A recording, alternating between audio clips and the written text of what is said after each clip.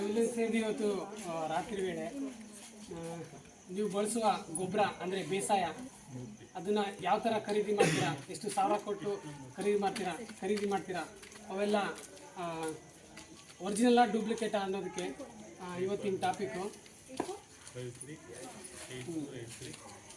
ರಾಸಾಯನಿಕ ಗೊಬ್ಬರ ತಗೋಬೇಕಾದ್ರೆ ನಾವು ಮೊದಲು ಮಾಡಬೇಕಾದ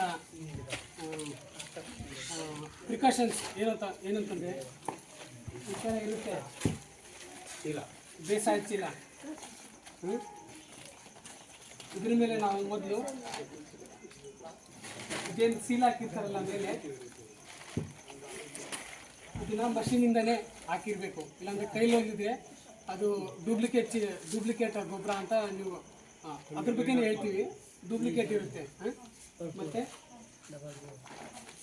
ಮತ್ತು ಕಂಪ್ನಿ ಹೆಸರು ಮತ್ತು ಅದರ ಮ್ಯಾನುಫ್ಯಾಕ್ಚರ್ ಅಡ್ರೆಸ್ಸು ಮತ್ತು ಮ್ಯಾನುಫ್ಯಾಕ್ಚರ್ ಮಾಡಿದ್ದು ಮಂತು, ಇಯರು, ಲಾಟ್ ನಂಬರು ಮತ್ತು ಮೊದಲನೇದಾಗಿ ಎಲ್ಲದಕ್ಕಿಂತ ಮೇನಾಗಿ ನಾವು ನ್ಯೂಟ್ರಿಯೆಂಟ್ ಏನು ಪರ್ಸೆಂಟೇಜ್ ಇರುತ್ತಲ್ಲ 19, 19, 19, 24, 10, 26, ಇದನ್ನು ಕ್ಲೀನಾಗಿ ನೋಡಿ ತಗೋಬೇಕಾಗುತ್ತೆ.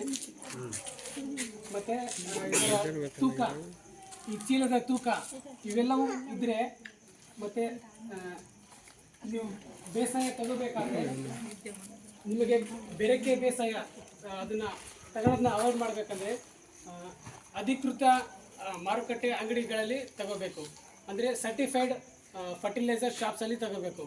ಅದರಿಂದ ನೀವು ಕಲಬೆರಕೆ ಬೇಸಾಯನ ತಗೊಳ್ಳೋದನ್ನ ತಪ್ಪಿಸ್ದಂಗೆ ಆಗುತ್ತೆ. ಮತ್ತು ಅದನ್ನು ನಾವೇ ತುರ್ತು ಪರಿಸ್ಥಿತಿಯಲ್ಲಿ ಕಂಡುಹಿಡಬೇಕು. ಯಾವ ಥರ ಕಂಡುಹಿಡಿಬೋದು ಬೇಸಾಯ ಇದು ನಾವು ತಗೊಂಡಿರೋದು ಬೆರಕೆನ ಒರಿಜಿನಲ್ಲ ಡೂಪ್ಲಿಕೇಟಾ ಅನ್ನೋದನ್ನ.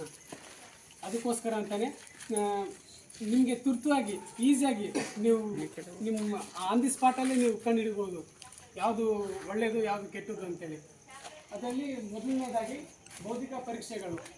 ಭೌತಿಕ ಪರೀಕ್ಷೆಯಲ್ಲಿ ಇವಾಗ ಡಿ ಎ ಪಿ ಹರಳುಗಳು ಹೆಂಗಿರಬೇಕು ಅಂದರೆ ಒರಿಜಿನಲ್ ಆಗಿರೋದು ಎಲ್ಲ ಒಂದೇ ಸೈಜ್ ಇರಬೇಕು, ಒಂದೇ ಸೈಜ್ ಹರಳು, ಒಂದೇ ಕಲರ್ ಇರಬೇಕು, ಒಂದೇ ಬಣ್ಣ. ಸೈಜಲ್ಲಿ ಡಿಫ್ರೆನ್ಸು, ಬಣ್ಣದಲ್ಲಿ ಡಿಫ್ರೆನ್ಸ್ ಇದೆ, ಅದು ಡೂಪ್ಲಿಕೇಟ್ ಡಿ ಎ ಪಿ ಅಂತ ನೋಡೋದ್ರಲ್ಲಿ. ಮತ್ತು ಅದಾಯಿತು. ಮತ್ತು ಯೂರಿಯಾವನ್ನು ಉಪ್ಪನ್ನು ನಮ್ಮ ಸಾಲ್ಟ್ ಇರುತ್ತಲ್ಲ, ಉಪ್ಪು ಮನೇಲಿ, ಅದನ್ನೇ ಇದರಲ್ಲಿ ಮಾಡಿ ಮಾರುಕಟ್ಟೆಯಲ್ಲಿ ಮಾಡ್ತಿರ್ತಾರೆ ಡೂಪ್ಲಿಕೇಟ್ ಆಗಿ. ಅದನ್ನು ನೀವು ಕಂಡುಹಿಡಿಯೋದು ಹೇಗೆ ಅಂದರೆ ಕೈಲೇ ಇಟ್ಕೋಬೇಕು. ತಂಪು ಅನಿಸುತ್ತೆ ಯೂರಿಯಾ, ನೀವು ಯಾವ ಥರ ಹಾಕಿದರೆ ನೀವು ಫೀಲ್ ಮಾಡಿರ್ತೀರ, ತಂಪು ಅನಿಸುತ್ತೆ, ಅಂಟ್ಕೊಂಡ್ಬಿಡುತ್ತೆ. ಇದಕ್ಕೆ ಮೆಟಲ್ಗೆ ಅಂಟ್ಕೊಂಡ್ಬಿಡುತ್ತೆ, ಸ್ವಲ್ಪ ಊದುತ್ತೆ. ಇವೆಲ್ಲ ಲಕ್ಷಣಗಳು ಇದ್ದಾಗ ಮಾತ್ರ ಅದು ಒರಿಜಿನಲ್ ಡಿ ಎ ಪಿ.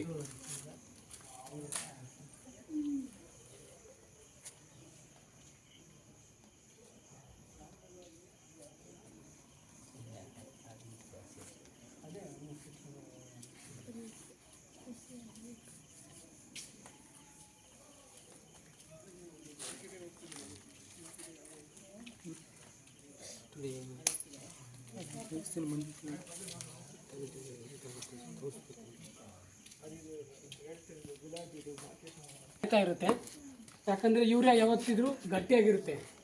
ನೀವು ಮುಟ್ಟಿ ನೋಡಿ ಫೀಲ್ ಮಾಡ್ಬೋದು. ಡಿ ಎ ಪಿ ಮುಟ್ಟಿ ನೋಡಿ ಫೀಲ್ ಮಾಡ್ಬೋದು. ಸಾಫ್ಟ್ ಇದ್ದರೆ ಡಿ ಎ ಪಿ ಅದು ಒರಿಜಿನಲ್ ಅಲ್ಲ, ಡೂಪ್ಲಿಕೇಟ್ ಇರುತ್ತೆ. ಡಿ ಎ ಪಿ ಯಾವತ್ತಿದ್ರೂ ಹಾರ್ಡಾಗಿರುತ್ತೆ.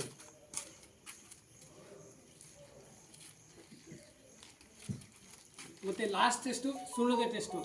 ಇವಾಗ ಇದು ವೈಟಾ ಬ್ಲ್ಯಾಕ್ ಇದು black urea, D A P ಯಾವಾಗಲೂ ಹಾರ್ಡಾಗಿರುತ್ತೆ, ವೈಟು ಚೆನ್ನಾಗಿ ಕರಗುತ್ತೆ. ಬ್ಲ್ಯಾಕ್ ಬೇಗ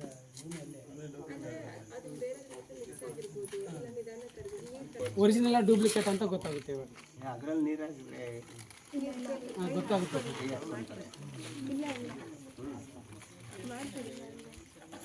ಸ್ವಲ್ಪ ಹಾಕು, ಒಂದು 4 ಸ್ವಲ್ಪ ನೀರು ಸ್ವಲ್ಪ ಆ ಥರ ಈ ಎರಡು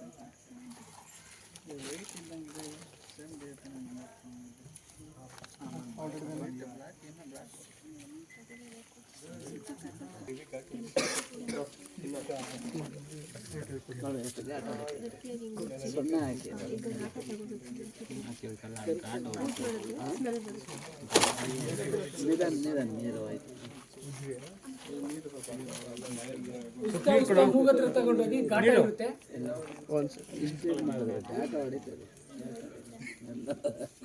ರಜನಿ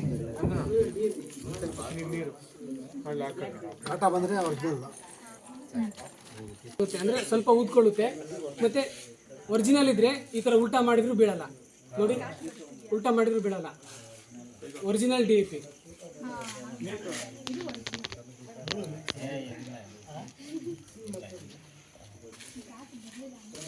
ಪದಾರ್ಥಗಳು ಅಂದ್ರೆ ಇವಾಗ ಎಲ್ಲ ಬೇಸಾಯ ಅಂದ್ರೆ ಯೂರಿಯಾ, DAP, ಸೆಲೆಂಟ್ ಅಂದ್ರೆ ನೀವೇನು ಬಳಸ್ತೀರಲ್ಲ ಬೇಸಾಯ ಅಂದ್ರೆ ಯೂರಿಯಾ, DAP ಮತ್ತೆ ಜಿಂಕ್ ಸಲ್ಫೇಟ್ ಅಂದರೆ ಸತುವಿನ ಸಲ್ಫೇಟ್, ಇವುಗಳೆಲ್ಲ ಒರಿಜಿನಲ್ಲು. ಮತ್ತು ಡೂಪ್ಲಿಕೇಟ್ ಆಗಿ ಏನು ಬಳಸ್ತಾರೆ ಅಂದರೆ ಯೂರಿಯಾಗೆ ಉಪ್ಪನ್ನ ಹರಳಾಗಿ ಬಳಸ್ತಾರೆ. ಅಂದರೆ ನಾವು ಹೇಳ್ಕೊಟ್ಟಲ್ಲ ಟೆಸ್ಟು ಇದನ್ನು ಮಾಡಿ ನೀವು ಕಂಡು ಹಿಡಿಬೋದು ಯಾವ್ದು ಒರಿಜಿನಲ್ ಯಾವ್ದು ಡೂಪ್ಲಿಕೇಟ್ ಅಂತೇಳಿ. ಹರಳು ಅಥವಾ ಪೌಡರ್ SSP ಇದನ್ನು ಯಾವ ಥರ ನಕಲಿ ಮಾಡ್ತಾರೆ ಅಂದರೆ ಜಿಪ್ಸಮ್ ಇರುತ್ತಲ್ಲ ಅದರ ಹರಳು ಮಾಡಿ ಅಥವಾ ಅದರ ಪೌಡರ್ ಮಾಡಿ, ಮತ್ತು ಶೀಲರಂಜಕ ರಾಕ್ ಫಾಸ್ಫೇಟ್ ಅಂತೇಳಿ ಅದರ ನಕಲನ್ನು ಬಳಸ್ತಾರೆ SSPಗೆ ಮಾರುಕಟ್ಟೆಯಲ್ಲಿ. DAPಗೆ ಇವಾಗ ನಿಮ್ಗೆ ತೋರಿಸ್ನಲ್ಲ DAP ಎಷ್ಟು ಹಾರ್ಡಾಗಿರುತ್ತೆ, ಸಾಫ್ಟಾಗಿದ್ದರೆ ಅದು ಜಿಪ್ಸಮ್ಮು ಮಿಕ್ಸ್ ಮಾಡಿದ್ದಾರೆ ಅಥವಾ ಜೇಡಿ ಮಣ್ಣನ್ನು ಮಿಕ್ಸ್ ಮಾಡಿರ್ತಾರೆ, ಅವೆಲ್ಲ ನಕಲಿ ಆಗಿರ್ತವೆ. ಸತುವಿನ ಸಲ್ಫೇಟ್ ಇದನ್ನು ನೀವು ಕಂಡುಹಿಡಬೇಕಾದ್ರೆ ಮ್ಯಾಗ್ನೀಷಿಯಂ ಸಲ್ಫೇಟ್ನ ನಕಲಿಯಾಗಿ ಬಳಸಿರ್ತಾರೆ. ನೀವು ಮಾರುಕಟ್ಟೆಯಲ್ಲಿ ಅಧಿಕೃತ ಅಂಗಡಿಗಳಲ್ಲಿ ತಗೋಬೇಕು. ಸರ್ಟಿಫೈಡ್ ಫರ್ಟಿಲೈಸರ್ ಶಾಪ್ಸ್ ಇವುಗಳಲ್ಲಿ ನೀವು ತಗೋಬೇಕು. ಅಂದರೆ ನೀವು ಎಚ್ಚರಿಕೆಯಿಂದ ಇರಬೇಕು. ಯಾಕಂದರೆ ನಾವು ಬೇಸಾಯ ಪ್ರತಿಯೊಬ್ಬರಿಗೂ ಬೇಕೇ ಬೇಕು. ಪ್ರತಿ ಹೊಲಕ್ಕೂ ಸಾವಿರ ಕೊಟ್ಟು ಖರ್ಚು ಮಾಡ್ತೀವಿ. ಅದು ಈ ಥರ ಡೂಪ್ಲಿಕೇಟ್ ಇದ್ದರೆ ಮನಸ್ಸಿಗೆ ಹೆಂಗಾಗುತ್ತೆ. ಅದಕ್ಕೋಸ್ಕರ ನೀವೆಲ್ಲರೂ ಇದ್ರ ಬಗ್ಗೆ ತಿಳ್ಕೊಂಡು ಎಲ್ಲರೂ ಎಚ್ಚರಿಕೆಯಿಂದ ಇದನ್ನು ಉಪಯೋಗಿಸ್ಕೊಳ್ತೀರಾ. ಈ ವಿಚಾರಗಳನ್ನ ನೀವು ಮುಂದೆ ಉಪಯೋಗಿಸ್ಕೊಳ್ತೀರಾ ಅಂತೇಳಿ ನನ್ನ ಮಾತು ಮುಗಿಸ್ತೀನಿ.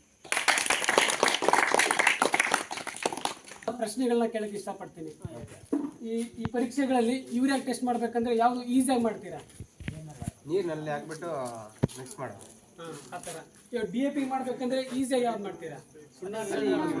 ಸುಣ್ಣ ಆದರೂ ನೀವು ನೋಡ್ಕೋಬೇಕು. ಅಂದರೆ ನಿಮಗೆ ಯಾವುದೋ ಆ ಟೈಮಲ್ಲಿ ಗೊಬ್ಬರ ಇದು ಬೇಸಾಯ ತಗೋಬೇಕಾದ್ರೆ ನಿಮಗೆ ಏನು ಅವೈಲಬಲ್ ಇರುತ್ತೆ ಜಲ್ದಿ ಟೆಸ್ಟ್ ಮಾಡಿಕೊಂಡು ತಗೋಬೇಕಾಗುತ್ತೆ. ನಿಮ್ಗೆ ಅರ್ಥ ಆಗಿದೆ ಅಂತ ತಿಳ್ಕೊತೀನಿ. ಧನ್ಯವಾದಗಳು. ರಸಗೊಬ್ಬರಗಳ ಕಲಬೆರಕೆಯನ್ನು ಹೇಗೆ ಪತ್ತೆ ಹಚ್ಚೋದು ಅಂತ ಹೇಳ್ಕೊಟ್ಟ. ಈಗ ನಾನು ಬಂದು ರಸಗೊಬ್ಬರ ಬಳಕೆಯ ದಕ್ಷತೆ ಅಂದರೆ ಈಗ ನೀವು ಗೊಬ್ಬರ ಹಾಕ್ತೀರಾ, ಆ ಗೊಬ್ಬರ ಎಷ್ಟು ಗಿಡಕ್ಕೆ ಸಿಗುತ್ತೆ ಅನ್ನೋದ್ರ ಬಗ್ಗೆ ನಾನು ಹೇಳ್ತೀನಿ.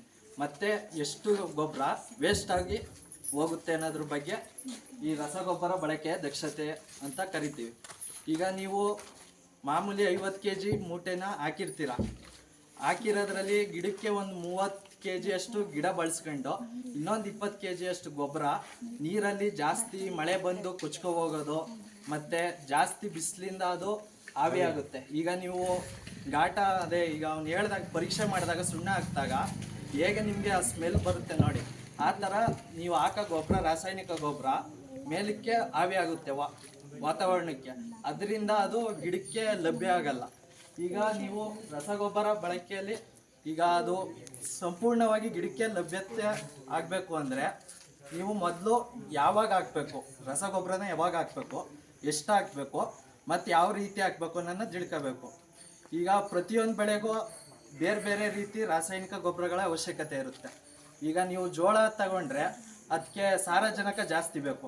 ನಿಮಗೆ ಜೋಳದಲ್ಲಿ ನಿಮಗೆ ಜಾಸ್ತಿ ಗಿಡ ಉದ್ದ ಬರಬೇಕು ಮತ್ತು ಸತ್ವ ಜಾಸ್ತಿ ಇರಬೇಕು ಅಂತ ರಾಸಾಯನಿಕ ಗೊಬ್ಬರದಲ್ಲಿ ಸಾರಜನಕ ಜಾಸ್ತಿ ಕೊಡೋದ್ರಿಂದ ಇದಾಗುತ್ತೆ. ಅದೇ ನೀವು ಗುಲಾಬಿಗೆ ಬಂದರೆ ನಿಮಗೆ ಮುಖ್ಯವಾಗಿ ಇಳುವರಿ ಅಂದರೆ ಹೂವಿಗೆ ನೀವು ಅಲ್ಲಿ ಸಾರಜನಕ ಜಾಸ್ತಿ